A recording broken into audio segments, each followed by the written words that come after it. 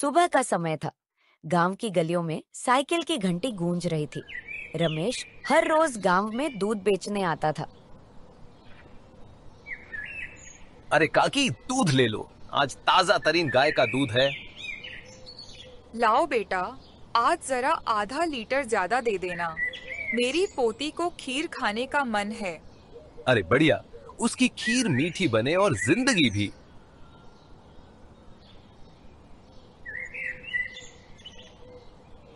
सबको लगता था कि वो बड़ा ईमानदार और मेहनती आदमी है। अरे रमेश भैया, ये लो तुम्हारे पैसे। महीना पूरा हो गया ना। धन्यवाद दीदी, आपका हिसाब हमेशा साफ रहता है। तुम गांव में सबसे सस्ता दूध देते हो और समय पर पहुंचते भी हो, इसीलिए तो सब तुमसे लेते हैं।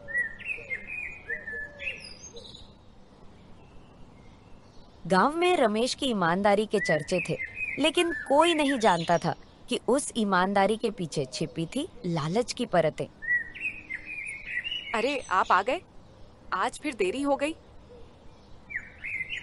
साइकिल का टायर पंचर हो गया था, उसी में देर हो गई। तो एक मोटर गाड़ी क्यों नहीं खरीद लेते?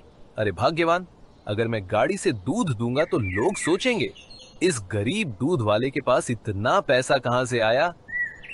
रमेश बाहर से भोला लगता था, लेकिन अंदर से चालाक था। वो अपने तबेले में गया जहां गीता ने दूध रखा था।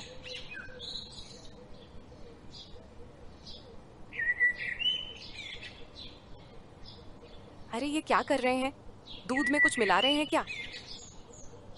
मूर्ख औरत, ये बेचने वाला दूध है।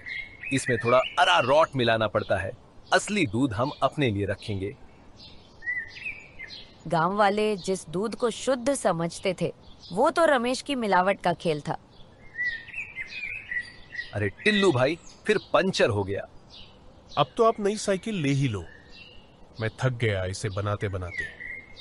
अरे गरीब आदमी हूं भाई, घर चल जाए वही बहुत है। पास ही एक भजिया वाले की दुकान थी। रमेश वहां बैठ गया।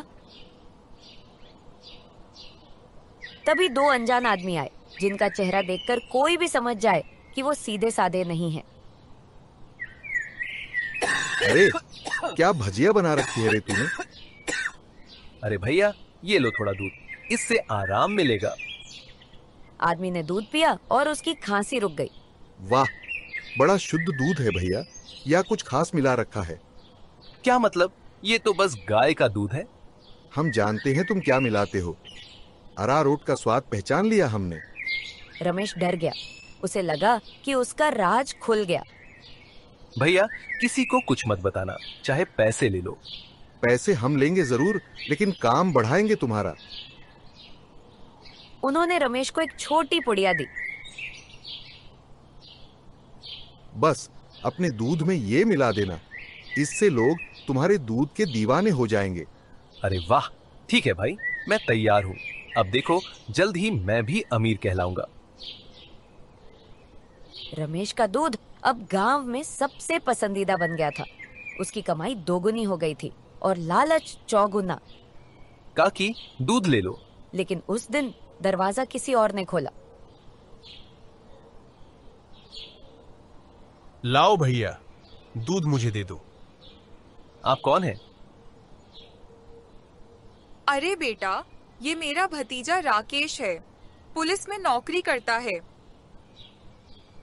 पुलिस शब्द सुनते ही रमेश के हाथ से बर्तन गिर गया। सारा दूध जमीन पर फैल गया। वो गलती से गिर गया काकी, कल दे दूंगा। वो तुरंत वहां से भाग निकला। उसे डर था कि कहीं उसका राज खुल ना जाए।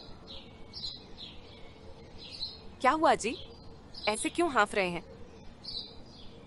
चुप रहो, सर मत खाओ मेरा। उसी समय दरवाजे पर दस्तक हुई। अंदर आ सकता हूं? हाँ हाँ, आइए राकेश जी।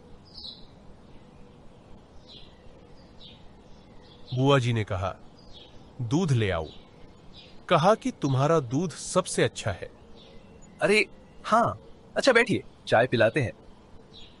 रमेश तबेले में गया और सोचने लगा, अगर मिलावटी दूध दिया तो पकड़ा जाऊंगा, और अगर शुद्ध दिया तो स्वाद अलग लगेगा।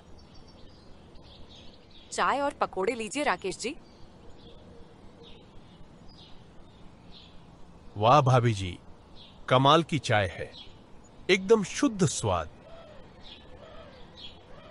राकेश के जाने के बाद रमेश गुस्से से बोला। अरे क्या जरूरत थी इतने अच्छे पकौड़े बनाने की। अरे मेहमान तो भगवान होता है। हाय राम, तुमसे बात करना ही व्यर्थ है। रमेश ने कुछ दिन तक दूध बेचना बंद कर दिया, लेकिन जैसे ही राकेश शहर वापस गया उसने राहत की सांस ली। चलो बला टली, अब फिर से काम शुरू करते हैं। वो तबेले में पहुंचा तो देखा गीता दूध में वही पुड़िया मिला रही थी, लेकिन अब बहुत देर हो चुकी थी। अरे ये क्या कर रही हो? आपकी मदद ही तो कर रही हूँ। 5 पुड़िया डाल दी ताकि दूध ज्यादा चले। क्या 5 पुड़िया? तुमने हमें बर्बाद कर दिया। वही मिलावटी दूध गांव भर में पहुंच चुका था। कुछ ही देर में गांव के कई लोग बीमार पड़ गए और तभी सामने वही राकेश खड़ा था। तो ये है तुम्हारा शुद्ध दूध। अब चलो मेरे साथ थाने।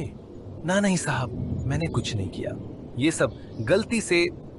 अब तुम्हारा सच सबके सामने आ चुका है रमेश। गांव को जहर पिलाने वाले को अब जेल ही दूध देगी। रमेश की लालच ने उसका सब कुछ छीन लिया।